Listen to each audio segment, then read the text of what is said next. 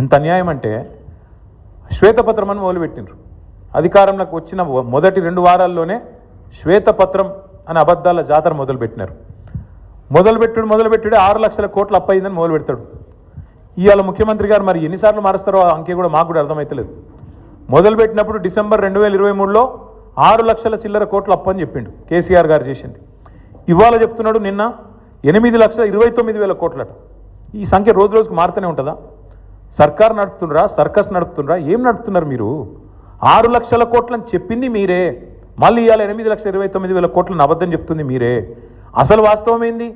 4,17,000 కోట్లు మాత్రమే TRS BRS ప్రభుత్వం చేసిన అప్పు. 10 ఏళ్ల కాలంలో సంవత్సరానికి మేము చేసిన అప్పు కేవలం 40,000 కోట్లు మాత్రమే. దాని గురించి వివరంగా ఉంది, చెప్పమంటే చెప్తాను. కానీ మీరు ఎక్కువ తక్కువ చెప్తే కూడా మళ్ళీ మీరు వేస్తారో ఏరో. కానీ ఒకటి మాత్రం వాస్తవం, ప్రభుత్వమే ఇచ్చిన లెక్కలు, నేను చెప్పేది నా లెక్క కాదు, వాళ్ళు ఇచ్చిన శ్వేతపత్రం ప్రకారమే, సోషియో ఎకనామిక్ అవుట్లుక్ ప్రకారమే రాష్ట్ర ప్రభుత్వం మాత్రమే చెల్లించే అప్పు, రాష్ట్ర ప్రభుత్వం స్వయంగా చెల్లించే అప్పు 1,15,599 కోట్లు మాత్రమే. 5% వెరీ లో రిస్క్ కింద ఇచ్చిన అప్పు మరొకటి 89,569 కోట్లు ఉంది. దీనికి ప్రభుత్వం గ్యారంటీ ఇస్తుంది కానీ కార్పొరేషన్లు వాళ్ళే కట్టుకుంటారు, వెరీ లో రిస్క్. అందుకోసమే అది మొత్తం తీసుకుంటే కూడా 4,478 కోట్లు మాత్రమే. ఇక ఇట్లా చెప్పుకుంటూ పోతే అల్టిమేట్గా బీఆర్ఎస్ ప్రభుత్వం ఆనాడు మొత్తం 10 ఏళ్ల కాలంలో చేసిన అప్పు మొత్తం తీసుకుంటే పూర్తి స్థాయిలో కేవలం 4,17,000 కోట్లు మాత్రమే, అంటే సంవత్సరానికి 41,000 కోట్లు మాత్రమే. మరి నేను అడుగుతా ఉన్న రేవంత్ రెడ్డి గారిని, మీరు దయచేసి చెప్పండి, మీరు 4,000 కోట్ల రూపాయల నెలసరి ఆదాయంతో మాకప్ప చెప్తే, తిరిగి మేము మీకు 18,000 కోట్లతో అప్పచెప్తే 2023 డిసెంబర్లో, నిన్న ముఖ్యమంత్రి గారు 2025 ఏప్రిల్లో ఏం మాట్లాడుతున్నాడు? మేలో 18,000 కోట్లే వస్తుంది అంటున్నాడు. మేము అప్పచెప్పినాడు 23 డిసెంబర్లో 18,000 కోట్లతో అప్పచెప్పినాం. ఇవాళ నువ్వు 25 మేలో నిలబడి మళ్ళీ 18,000 కోట్లని చెప్తున్నావు. మరి 16-17 నెలల నుంచి నువ్వేం చేస్తున్నావు? నీ ప్రభుత్వం ఏం చేస్తుంది? ఎందుకు ఆదాయం పెంచలేకపోయింది? కేసీఆర్ గారు అప్పచెప్పిపోయిన 18,000 కోట్లు తప్ప రూపాయి అయినా నీ ప్రభుత్వం ఆదాయం పెంచగలిగిందా? ఇది మేము అడుగుతున్న ప్రశ్న. ఇంకొక మాట కూడా మీకు చెప్పాలి, ఎన్ని అబద్ధాలు చెప్తాడు ఈ ముఖ్యమంత్రి అంటే, ఒకరోజు అంటాడు 7,000 కోట్ల అప్పు మితి కడుతున్నా అంటాడు, ఇంకో రోజు 6,500 కోట్లు కడుతున్నా అంటాడు.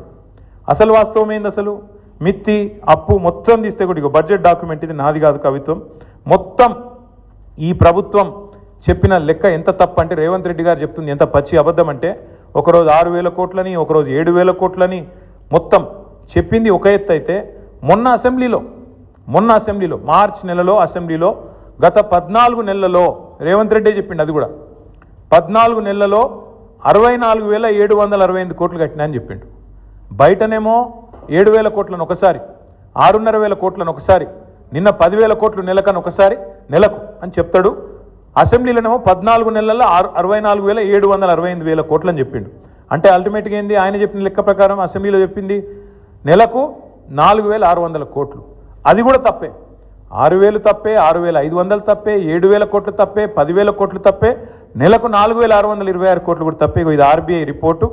దీని ప్రకారం నెలకు తెలంగాణ ప్రభుత్వం కడుతున్నది అసలు మిత్తి కలిపి కేవలం 2,000 కోట్లు మాత్రమే. ఇది కాగు లెక్క, ఆర్బీఐ లెక్క, ఇదేదో కాకి లెక్క కాదు. ఇంకొక మాట కూడా చెప్తా ఉన్న రేవంత్ రెడ్డి గారికి, వచ్చే 10 ఏళ్లలో ఎంత కట్టాలి అనేది కూడా మా దగ్గర లెక్క ఉంది. వచ్చే 10 ఏళ్లలో కూడా 2032-33 దాకా, ఇది కూడా ఆర్బీఐ లెక్క. ఇప్పుడున్న లోన్లు కింద తీసుకుంటే మొత్తం కలిపి వచ్చే 10 ఏళ్లలో కట్టేది ప్రిన్సిపల్ ఏమో 1,02,000 కోట్లు, మిత్తి 1,64,000 కోట్లు, రెండు కలిపితే కూడా 2,67,000 కోట్లు టిల్ ద ఇయర్ 2032-33. అంటే సంవత్సరానికి ఎంత అవుతుంది? వచ్చే 10 ఏళ్ళు సంవత్సరానికి 26,000-27,000 కోట్లు, ఇంతే తప్ప ఏం లేదు. దీనికి ఏదో జరిగిపోయింది, ఏమో అయిపోయింది అని ఒక దిక్కు అరుస్తారు. వాళ్ళు ఎంపీలు క్వశ్చన్ అడిగినారు పార్లమెంట్లో, తెలంగాణ అప్పుల్లో మునిగిపోయిందట కదా, వాస్తవమేనా? ఇక పార్లమెంట్లో కేంద్ర ప్రభుత్వం ఇచ్చిన సమాధానం ఇది. మొత్తం 28 రాష్ట్రాలు ఉంటే తెలంగాణ 24వ ర్యాంకులో ఉంది. అప్పులు జిఎస్డిపి నిష్పత్తి తీసుకుంటే చాలా ఆరోగ్యకరమైన పరిస్థితి ఉంది తెలంగాణది. 24th ర్యాంకు తెలంగాణదని చెప్పి కేంద్ర ప్రభుత్వం స్వయంగా పార్లమెంట్లో ఇచ్చిన లిఖితపూర్వకమైన సమాధానం. మరి ఎవరు అబద్ధం చెప్తున్నారు, ఎవరు నిజం చెప్తున్నారు? దయచేసి ప్రజలు కూడా ఆలోచించాలని మేము కోరుతా ఉన్నాం. గడిచిన 10 ఏళ్లలో తలసరి ఆదాయంలో భారతదేశంలో నెంబర్ 1 చేసిండ్రు కేసీఆర్ గారు తెలంగాణ. మాకు అప్పజెప్పిపోయినాడు కిరణ్ కుమార్ రెడ్డి గారు. తెలంగాణ అనే రాష్ట్రం 12వ స్థానంలో ఉండే తలసరి ఆదాయంలో. కానీ మేము దిగిపోయినాడు నెంబర్ 1 స్థానానికి తీసుకుపోయింది కేసీఆర్ ప్రభుత్వం కాదా? అట్లాగే ఆర్థికంగా రాష్ట్రాన్ని పరుగులు పెట్టించి దేశంలోనే అగ్రగామిగా తయారు చేసి బంగారు పల్లెంలో పెట్టి నీకు అధికారం అప్పచెప్తే 17 నెలల కాలంలోనే అస్తవ్యస్తం చేసింది నువ్వు కాదా? అస్తవ్యస్తం చేసినావని ఉత్తగానే అంటలేను నేను. ఒక్క చిన్న ఎగ్జాంపుల్ మీకు చెప్తా. స్టాంప్స్ అండ్ రిజిస్ట్రేషన్ 4 ప్రధానమైన ఆదాయ వనరులు ఉంటాయి ఒక రాష్ట్ర ప్రభుత్వానికి. సొంత పన్నుల రూపంలో వచ్చే ఆదాయం తీసుకుంటే 4 హెడ్స్ ఉంటాయి. ఒకటి స్టాంప్స్ అండ్ రిజిస్ట్రేషన్, అంటే మనం ఫ్లాట్ కొన్నప్పుడు కానీ ప్లాట్ కొన్నప్పుడు కానీ ల్యాండ్ కొన్నప్పుడు కానీ కడతాం కదా ప్రభుత్వానికి స్టాంప్ డ్యూటీ, అది. రెండవది వెహికల్ సేల్స్, అంటే బండి కొన్నప్పుడు కట్టే పన్ను. మూడవది నువ్వు రోజు కొనుక్కునే కూరగాయలు కానీ నువ్వు రోజు కొనుక్కునే పప్పు ఉప్పు కానీ దాని మీద కట్టే పన్ను జిఎస్టీ రూపంలో వస్తుంది ప్రభుత్వానికి. నాలుగవది లిక్కర్ మీద వచ్చే ఎక్సైజ్ ట్యాక్స్. ఈ 4 హెడ్స్ నుంచే మీకు దగ్గర 80% ఆదాయం ఒక ప్రభుత్వానికి వస్తుంది.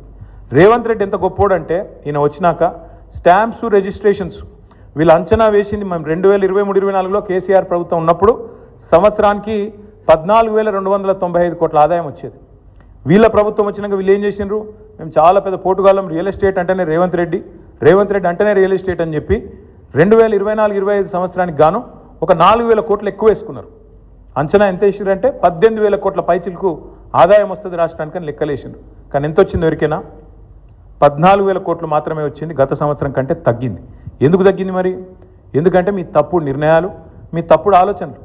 హైడ్రా పేరుతోని మీరు చేసిన అరాచకం, పేదవాళ్ళ గుడిసెలు గులగొట్టి పేదవాళ్ళ కడుపుల మీద కొట్టి లేఅవుట్లకు బీభత్సం చేసి నువ్వు మీ అన్నదమ్ములు అడ్డమైన వసూళ్లు చేసి ఎక్కడ చెరువులుంటే ఎక్కడ బఫర్ అని ఇక్కడ ఇదని అదని బిల్డర్లను బెదిరించి ముక్కు విండి వసూళ్లు చేసి పేదవాడి కడుపు మీద కొట్టి ఆఖరికి రాష్ట్రంలో ఇవాళ రియల్ ఎస్టేట్ పూర్తిగా పడిపోయే పరిస్థితి వచ్చిందంటే దానికి కారణం నీ అరాచకపు నిర్ణయాలు కాదా?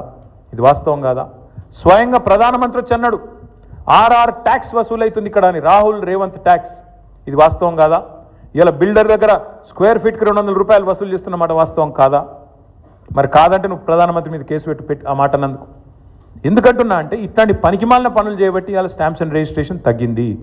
జిఎస్టీ ఆదాయం కేసీఆర్ గారు ఉన్నప్పుడు 10 నుంచి 12% ఎన్నడూ తగ్గలే. 10 to 12% గ్రోత్ రేట్ ఎన్నడూ తగ్గలే. GST growth every year on year 10 to 12% పెరుగుతుండే. కానీ రేవంత్ రెడ్డి వచ్చిన తర్వాత ఒకటే సంవత్సరంలో 0% గ్రోత్ రేట్తో 28 రాష్ట్రాల్లో అట్టడుగున ఉన్నది ఇలా తెలంగాణ. ఇది వాస్తవం కాదా? నీ వల్ల ఈరోజు ఈ రాష్ట్రంలో క్రయ విక్రయాలు తగ్గినాయి, జిఎస్టీ పడిపోయింది. ఈ గణాంకాలు వాస్తవం కాదా? ఇది కాగ్ రిపోర్ట్లో వచ్చిన మాట వాస్తవం కాదా? నువ్వు స్వయంగా స్టేషన్ గన్పూర్ మీటింగ్లో చెప్పలేదా?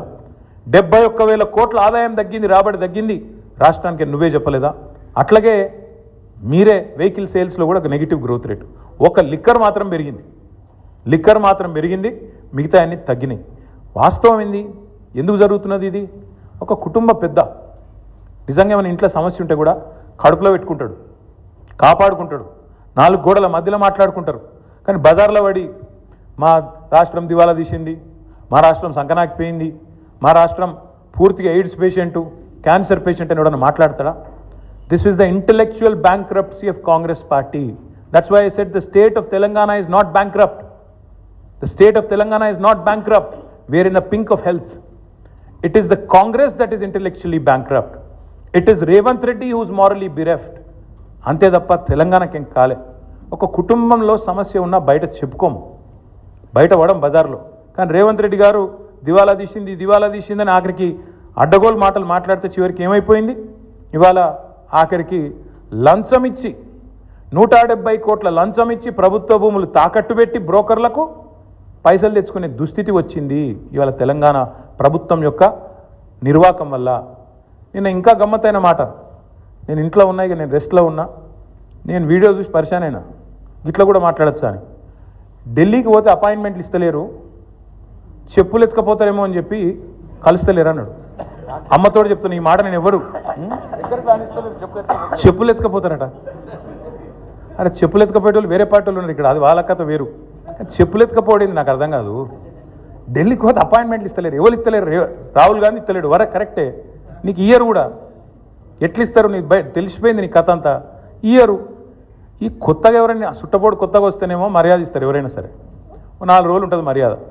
ఇక కానీ నువ్వు వచ్చేదేమో ఢిల్లీకి నీ పని మీద వస్తావు, మీ మూటలు మోసుకపోయేందుకు 42, 43 సార్లు పోతుంది ఇప్పటికీ. అందులోనట ఈయన ఎకానమీ క్లాస్లో పోతుండట. బా ఫోటోలు మొత్తం బయట పెడతాం, ప్రైవేట్ ఫ్లైట్లు, బిజినెస్ క్లాసులు, మీ ట్రిప్పులు మొత్తం ఫోటోలు బయట పెడతాం, సోషల్ మీడియాలో ఇప్పటికీ జరుగుతున్నాయి, మళ్ళీ పెడతాం. అరే గింత అన్యాయం మాటలు మాట్లాడతారు. 43 సార్లు ఢిల్లీకి పోతివి, 43 పైసలు లేకపోతివి, ఏముంటుంది ఇజ్జత్ నీకు ఢిల్లీ మార్కెట్లో? వీడు ఊకొత్తాడు పోతాడు, ఎందుకు ఇవ్వాలి మీకు అపాయింట్మెంట్? ఇస్తలేరు, ఏం చేయాలి మరి? నువ్వు మూటలు మోసేందుకు వస్తున్నావు, ఢిల్లీకి రాహుల్ గాంధీకి మూటలు ఇస్తేందుకు వస్తున్నావు, మొదలు మర్యాద ఉంటుంది, ఇక ఆఖరికి దొంగలెక్కనే చూస్తారు. వాస్తవం ఏంది? కేసీఆర్ గారేమో అప్పు చేస్తే 4,17,000 కోట్లు 10 ఏళ్లలో, సంవత్సరానికి 41,000 కోట్లు అప్పు చేస్తే కేసీఆర్ గారు ఏం చేసిండ్రు? ఒక్కొక్క ఇటుక పేర్చుకుంటా రాష్ట్రానికి శాశ్వతంగా పనికొచ్చే నిర్మాణాలు చేపట్టండి. మరి మీరేం చేస్తున్నారు అంటే ఒక్క ఇటుక పెట్టినవా ఎక్కడన్నా? ఒక ఇందిరా మిల్లు కట్టినవా? ఒక కాలువ కట్టినవా? ఒక ప్రాజెక్టు కట్టినవా? హైదరాబాద్లో ఒక కొత్త బిల్డింగ్ కట్టినవా? ఏవిలో ప్రజలకు పనికొచ్చి ఒక పని చేసినావా? చేయలే. మరి నేను ఇంకొక మాట అడుగుతున్నా, ప్రజలన్నీ గమనిస్తున్నారు. రాష్ట్రమేమో దివాలా తీసిందంటావు, రాష్ట్రం దివాలా తీసిందని దివానా మాటలు మాట్లాడతావు. మరి మీ కుటుంబం ఆస్తులు ఎట్లా పెరుగుతున్నాయి? అనుముల రేవంత్ రెడ్డి గారి కుటుంబం ఆస్తులు ఎట్లా పెరుగుతున్నాయి? నువ్వు అదన్నా చెప్పు సీక్రెట్ మాకు. మీరు ముఖ్యమంత్రి కాగానే మీ అనుముల ఫార్ములా సీక్రెట్ సాస్ ఏదైతుందో అదేదో మా ప్రభుత్వానికి మొత్తం ప్రజలకు కూడా చెప్తే మంచిది కదా. ముఖ్యమంత్రి అయిన 6 నెలల లోపలనే మీ అన్న అనుముల జగదీశ్వర్ రెడ్డి గారు 1000 కోట్ల పెట్టుబడి పెడతా అని మీతో ఒప్పందం కుదుర్చుకుంటాడు. స్వచ్ఛ బయో అనే కంపెనీ వస్తుంది, 1000 కోట్ల పెట్టుబడి పెడతాను ఆయన ముంగట్టుకొస్తాడు. మీ అల్లుడు వెంకట నరసింహారెడ్డి అనుకుంటా ఆయన పేరు, ఇంకేదో ఉన్నది పేరు, ఆయన కొన్ని వేల కోట్లతోని ఫార్మా కంపెనీ పెడతా అని చెప్పి లగచర్లకు వస్తాడు. దానికోసం నువ్వు మళ్ళీ అక్కడ మీ కొడంగల్లో రైతుల భూములు గుంజుకుంటావు. ఎక్కడికి వెళ్ళి వచ్చినాయి 1000 కోట్లు మీ అన్నకు, మీ అల్లుడికి? మీ అల్లుడు వారి తండ్రి మీ వియ్యంకుడు మొన్ననే కదా, ఎక్కువ రోజులు కూడా కాలే, మీ వియ్యంకుడు మొత్తంగా అప్పుల్లో ఉండే కంపెనీ మొత్తం అప్పు రైట్ ఆఫ్ అయిపోయింది.